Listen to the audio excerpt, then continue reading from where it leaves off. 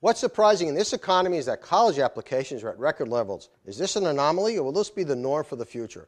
Our guests today are experts in their respective fields of college admissions and financial aid.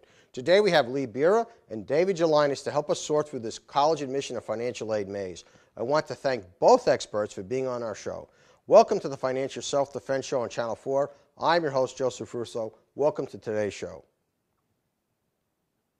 Bierer and David Gelinas. And Lee is an independent college counselor. She helps students and families navigate the college admission process. She also writes a Countdown to College column, which is in the Charlotte Observer, and she specializes in 3 areas of college guidance, including college identification, selection, application strategy, and scholarship search. She holds a master's in education with a focus in career education and has traveled extensively throughout the world. David Gelinas is the Director of Financial Aid at Davidson College. Prior to coming to Davidson College in September of 2008, he served as an aid director in Tennessee for over 20 years and has been a financial aid professional for almost 29 years. And he has served as an elected leader of his state and regional and national professional association and has received each association's Distinguished Service Award.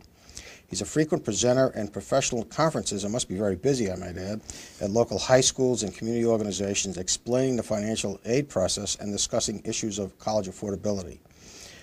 Through the Davidson Trust, which I thought was very interesting, the college became the first liberal arts institution in the nation to replace loans with grants and all financial aid packages, giving students the opportunity to graduate debt-free.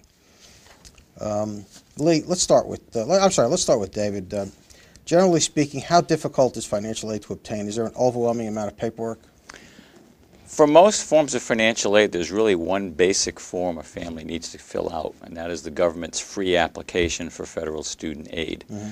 That is the basis for most of the financial aid programs that are available to students. Some schools use a form that is created by the College Scholarship Service called a profile form. In essence, it's like a FAFSA, but it asks some additional questions that are beyond what the government asks and gives the school a better opportunity to determine how to allocate its own resources. But that's about it. In some cases, there may be a need to submit tax return copies, but those are already prepared anyway, so that's about all there is to it. But typically, the tax returns have to be submitted with the application process, or? Well, the tax returns, if you have them completed before you fill out the forms are easier to complete because the forms ask about items that are on the tax return. I see. And in some cases, the school or the government may require the family to confirm the data that is on the aid application, and they confirm that data by sending in a copy of the tax return. I remember when I applied for financial aid, when I went to college, it was a very intimidating process. It really was. We had to submit all kinds of forms, and the paperwork was just incredible. I guess I must have cut back over the years. Well, I think of the process as more tedious than complicated. It's just a form you have to work your way through. I got you. How is the economy and credit crunch affecting loan availability? Interestingly enough, I have not found that there really has been a cutback in the availability of student loans. Now, in some cases, especially if the student is looking at private student loans, there's more concern about creditworthiness, potentially needing a creditworthy co-signer. But the federal loan programs are available. In the state of North Carolina, the state's programs are completely available. So they're there. The question is whether you need them, and if you do, what sources you turn to when you make your application. When you say government loans, are these government-backed loans like a Fannie Mae situation? Is that what it is? Well, they're what's called we work with what's called the Federal Family Educational Loan Program. The lender is a private lender, but the federal government, in essence, guarantees the loan that's being made, that sets the interest rates, sets the maximum eligibility, sets the terms and conditions. I see. And those loans have continue to be available, and Congress has made some legislative initiatives that helped ease the lenders through the credit crunch.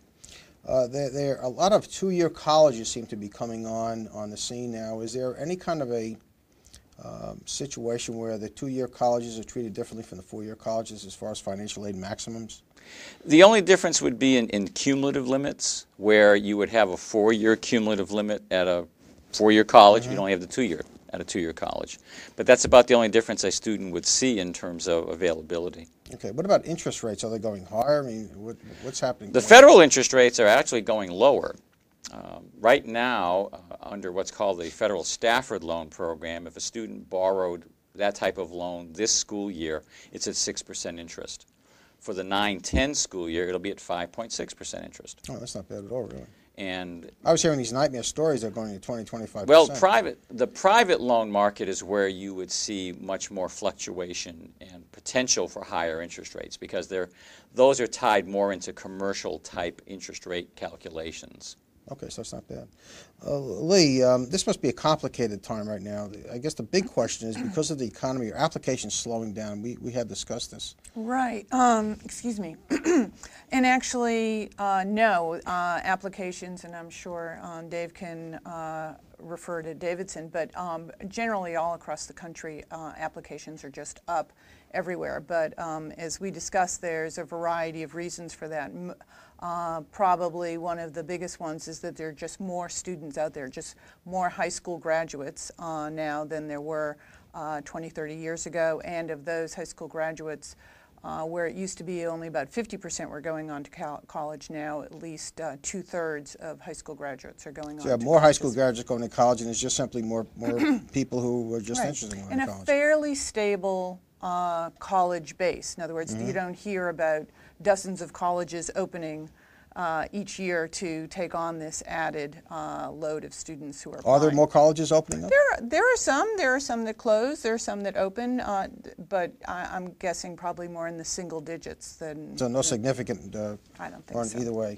No. So high school graduates are not really putting off college to help for the family economy, for family economic situation. High school graduates are just going on. In other words, more high school graduates are going into college. Well, yeah, because it is perceived, and a lot of people still feel that it is the ticket out of the lower end job, and so education is often considered recession proof. I mean, it's the kind of thing that when times get bad, students still go on to college. Okay, we're gonna continue this conversation. We're gonna take a short break. We'll be right back. Thank you. Great. We're back. Lee, I have a question. How many applications do students submit in total? I heard that now they might be submitting a lot of applications because of the fact that they could do it easier online and they could submit a common application. Is that right? Well, the Common Application is a wonderful tool for students. It's commonapp.org, and it is a way for students to apply to multiple schools. They write one main essay. It goes basically sort of through a database, and it's distributed to any of the colleges that they check off. There are supplements, however, for most of the schools. And it's a contributing factor, I believe, in why applications are up, because it's a point-and-click mode, so that it's quite easy once you've already completed the essay and some of the work to simply say, well, why not apply to this school? And gee, well, why not apply to that? I've already done all the work. So I think that... And there's a fee for each application that's submitted, of course. Absolutely, sure. Yeah. So basically it's a common application with a supplement for each school. Yes. Yeah, it's easy enough. What are the most common mistakes that students make in these applications?